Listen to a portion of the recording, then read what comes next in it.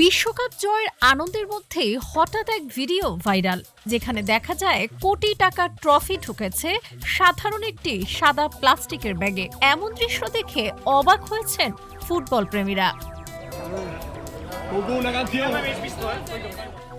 আর্জেন্টিনাকে অতিরিক্ত সময়ে ১-০ গোলে হারিয়ে দ্বিতীয়বারের মতো বিশ্ব চ্যাম্পিয়ন হয় স্পেন। তবে ম্যাচের পর ফার্নান্দেজের লাল কার্ড বা মাঠের উত্তেজনার পাশাপাশি আলোচনায় উঠে আসেন Spanish defender Marc Cucurella. Stadium ছাড়ার সময় তাকে একটি সাদা প্লাস্টিকের ব্যাগ হাতে দেখা যায়, যার ভেতরে ছিল বিশ্বকাপ ট্রফি।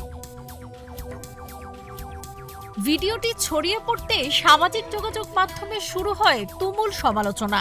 কেউ প্রশ্ন তোলেন যে ট্রফি বিখ্যাত ব্র্যান্ড লুই ভুইতোর তৈরি বিশেষ ট্র্যাঙ্কে মাঠে আনা হয়, সেটি কিভাবে প্লাস্টিকের ব্যাগে বহন করছে।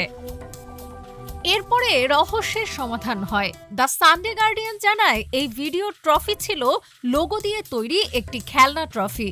এরপর নেটিজেনরাও আলোচনা তোলেন ৬ কেজির বেশি ওজনের ট্রফি এমন পাতলা পলিথিন ব্যাগে বহন করতে পারার কথাও নয়। স্পেনের জয়ের পর এমন ঘটনা হাস্যরস জুগিয়েছে ফুটবল প্রেমীদের মাঝে।